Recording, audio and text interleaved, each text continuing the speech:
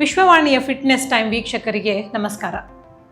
Workout ಮಾಡೋದು ಎಷ್ಟು important, exercise ಮಾಡೋದು ಎಷ್ಟು ಇಂಪಾರ್ಟೆಂಟ್ ಆದರೆ ಅದಾದಮೇಲೆ ಸ್ಟ್ರೆಚಸ್ ಮಾಡೋದು ಕೂಡ ಅಷ್ಟೇ ಇಂಪಾರ್ಟೆಂಟ್. ವರ್ಕೌಟ್ ಮಾಡುವಾಗ ನಮ್ಮ ಮಸಲ್ಸನ್ನು ನಾವು ಸ್ಟ್ರೆಸ್ ಮಾಡಿರ್ತೀವಿ, ಮೈನರ್ ವೇರ್ ಆ್ಯಂಡ್ ಟೇರ್ ಆಗಿರುತ್ತೆ ಮಸಲ್ಸಲ್ಲಿ.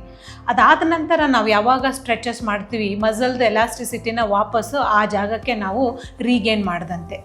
ಸಾಮಾನ್ಯವಾಗಿ ಅಪ್ಪರ್ ಬಾಡಿ ವರ್ಕೌಟ್ ಆದಮೇಲೆ ನಾವು ಗಡಿಬಿಡಿಲಿದ್ದರೆ ಹಾಗೆ ವರ್ಕೌಟ್ ಮುಗಿಸ್ಕೊಂಡು ಹೊರಟುಬಿಡ್ತೀವಿ.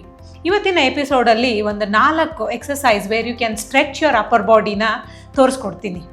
ಇದರಲ್ಲಿ ಮೊದಲನೇ ಎಕ್ಸಸೈಸಲ್ಲಿ ನಾವು 2 ಮಂಡಿ ಮೇಲೆ ಬಂದು ನಮ್ಮದು ಮ್ಯಾಟನ್ನು ಈ ಥರ ಎಡ್ಜ್ ಮೇಲೆ ಹಿಡಿದಿಟ್ಕೊಳ್ತೀವಿ.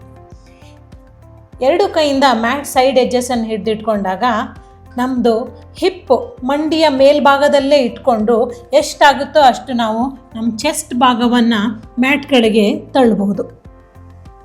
ನೀವು ಯಾವಾಗ ಈ ಮೂಮೆಂಟ್ ಕೊಟ್ಟಾಗ, ಈ ಸ್ಟ್ರೆಚ್ ಮಾಡ್ತೀರಿ, ನಿಮ್ಮ ದೇಹದ ಬೆನ್ನಿನ ಮಧ್ಯಭಾಗದಲ್ಲಿ ಒಂದು ಸ್ಟ್ರೆಚ್ ಫೀಲ್ ಆಗುತ್ತೆ.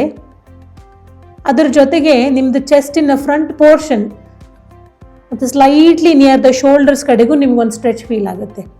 ಈ ಸ್ಟ್ರೆಚ್ಚನ್ನು ನಿಧಾನವಾಗಿ ಲೆಂತನ್ ಮಾಡಿ, ಡೀಪ್ ಮಾಡ್ಕೊಂಡು ಹೋಲ್ಡ್ ಮಾಡಿ, ಬ್ರೀದಿಂಗ್ ಮೇಲೆ ಫೋಕಸ್ ಮಾಡಿ.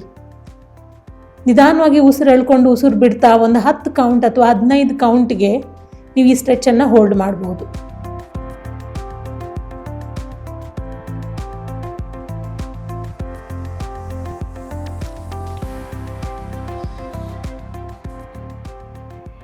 ಇನ್ನು ಇವತ್ತಿನ ಎಪಿಸೋಡ್ನ 2ನೇ ಸ್ಟ್ರೆಚ್ಚಲ್ಲಿ ನಾವು ಶೋಲ್ಡರ್ ವರ್ಕೌಟ್ಸ್ ಮಾಡಿರ್ತೀವಿ ಅಥವಾ ಅಪ್ಪರ್ ಬಾಡಿ ಯಾವುದೇ ವರ್ಕೌಟ್ ಮಾಡಿದಾಗ ಕೂಡ ನಮ್ಮದು ಶೋಲ್ಡರ್ದು ಈ ಭಾಗ ಸ್ಟ್ರೆಸ್ ಆಗಿರುತ್ತೆ.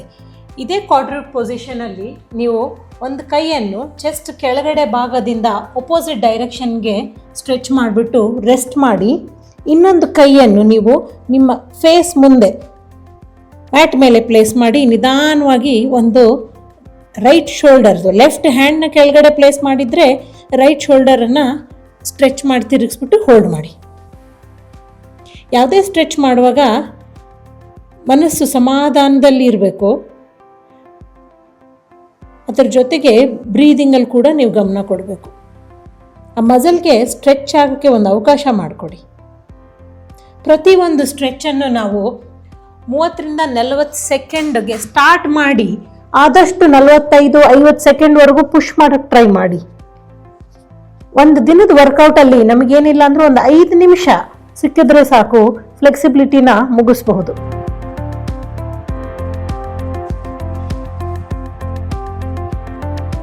ಮೂರನೇ ಸ್ಟ್ರೆಚ್ಚಲ್ಲಿ ಇದೇ ಕ್ವಾಡ್ರೂಟ್ ಪೊಸಿಷನಲ್ಲಿ ಕೈಯನ್ನು ಹಿಂದಕ್ಕೆ ವಾಕ್ ಮಾಡ್ತಾ ಬಂದು ಬೆರಳು ತುದಿ ತನಕ ಬನ್ನಿ.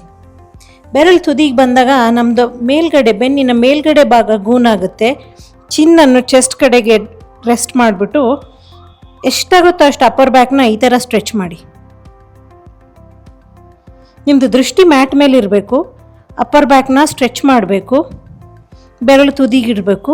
ಸಾಧ್ಯ ಆದರೆ ನೀವು ಇಲ್ಲಿ ತನಕ ಬಂದು ಕೂಡ ಸ್ಟ್ರೆಚ್ ಮಾಡ್ಬೋದು. 40-50 ಸೆಕೆಂಡ್ ಈ ಸ್ಟ್ರೆಚ್ಚನ್ನು ಹೋಲ್ಡ್ ಮಾಡಿದ್ಮೇಲೆ ನಿಧಾನವಾಗಿ ರಿಲೀಸ್ ಮಾಡಿ. 4ನೇ ಸ್ಟ್ರೆಚ್ಚಲ್ಲಿ ನಾವು ಇದೇ ಪೊಸಿಷನಲ್ಲಿ ನಮ್ಮ ಬೆರಳಿನ ತುದಿಗಳನ್ನು ಮಂಡಿ ಡೈರೆಕ್ಷನಲ್ಲಿ ತಿರುಗಿಸ್ಬಿಟ್ಟು ಈ ಥರ ಪ್ಲೇಸ್ ಮಾಡಿ,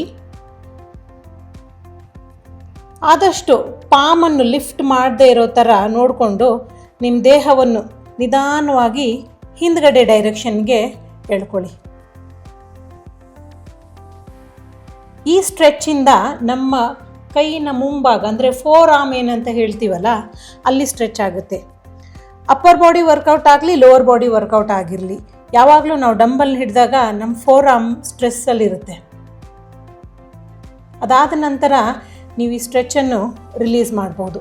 ಈ 4 ಆರ್ಮ್ ಸ್ಟ್ರೆಚ್ ಕೂಡ ನೀವು ಒಂದು ಸತಿ ಫಿನಿಷ್ ಮಾಡಿದ್ಮೇಲೆ ನಿಧಾನವಾಗಿ ಕೈಯನ್ನು ಉಲ್ಟಾ ಭಾಗದಲ್ಲಿ ಫೇಸ್ ಮಾಡಿ ಇನ್ನೊಂದು ಆಪೋಸಿಟ್ ಸ್ಟ್ರೆಚ್ ಮಾಡಿ. ಈ ಥರ